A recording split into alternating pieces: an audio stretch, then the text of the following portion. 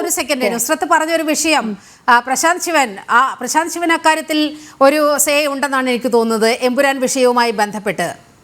പ്രശാന്ത്, ഇത് ഇങ്ങനെ കേന്ദ്ര സർക്കാരിനെ ഇങ്ങനെ അങ്ങേയറ്റം വിഷമകരമായ രീതിയിൽ ഇങ്ങനെ അപഹസിക്കുന്ന ഒരു സിനിമ ഇറക്കാൻ ആരാണ് ഈ പണം മുടക്കുന്നത് എന്നുള്ള വിഷയമൊക്കെ വളരെ സജീവമായി ഇപ്പോൾ ചർച്ച ചെയ്യപ്പെടുകയാണ്. പ്രശാന്തിന് ആ വിഷയത്തിൽ ഒന്ന് പ്രതികരിച്ചു പോകാമെന്ന് തോന്നുന്നു.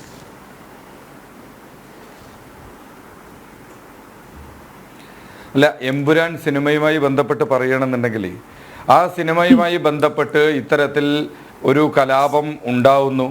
ആ കലാപത്തിൽ അതിന് പുറകിൽ അവിടുത്തെ സർക്കാർ സംവിധാനം തന്നെ ഉണ്ടായിരുന്നു എന്ന് പറയുന്ന ആളുകൾ നിങ്ങൾ പ്രത്യക്ഷമായും പരോക്ഷമായും ഒക്കെ അതിനകത്ത് ഗുജറാത്ത് കലാപത്തെ നിങ്ങൾ വലിച്ചഴയ്ക്കാനുള്ള ഒരു ശ്രമമാണ് നടത്തണമെങ്കിൽ എന്തുകൊണ്ട് ഗോദ്ര അതിനകത്ത് പ്രതിപാദിച്ചില്ല?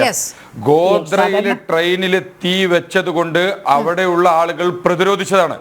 എന്തുകൊണ്ട് അത് പറയുവാനായിട്ട് തയ്യാറാവുന്നില്ല?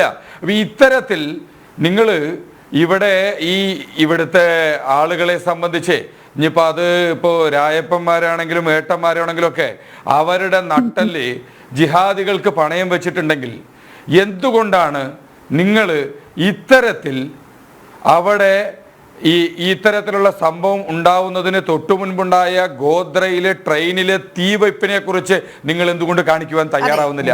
പിന്നെ ഗുജറാത്തിലോട്ട് നമ്മൾ പോവുകയാണെങ്കിൽ നമുക്ക് 1928 മുതൽ 1928 ഹിന്ദു പ്രതിനിധിയായ ഒരു ഷായെ കൊന്നതിന് ഗോദ്രയിലെ കലാപം പൊട്ടിപ്പുറപ്പെട്ടിട്ടുണ്ട്. 1946 പാഴ്സികൾക്ക് നേരെ ആക്രമണം ഉണ്ടായിട്ടുണ്ട്. 1948 വിഭജനം വഴി വന്ന ആക്രമണത്തിൽ ഹിന്ദു സിഖ് വിഭാഗങ്ങൾക്ക് നേരെ ട്രെയിനിൽ സമാനമായ ആക്രമണം ഉണ്ടായിട്ടുണ്ട്.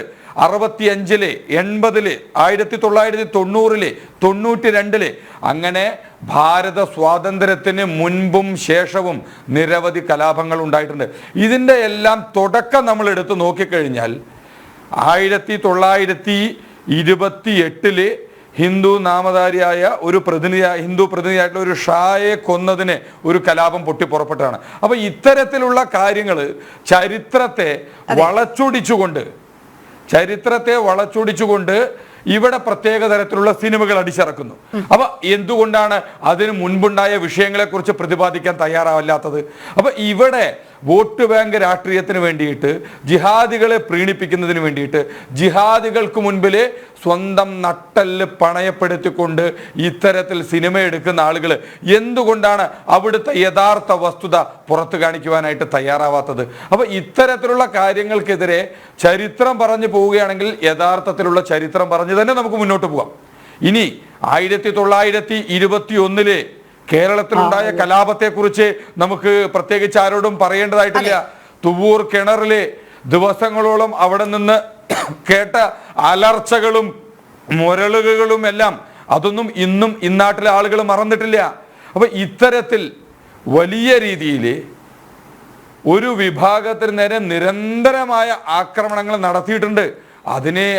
അതിനെക്കുറിച്ചുള്ള ചരിത്രമൊന്നും പറയാതെ ഇത്തരത്തിൽ എന്തെങ്കിലും വളച്ചൊടിച്ച് പറയുന്നതിനോട് പ്രത്യേകിച്ച് യാതൊരുവിധ തരത്തിലുള്ള അഭിപ്രായം. ഓക്കെ പ്രശാന്ത്.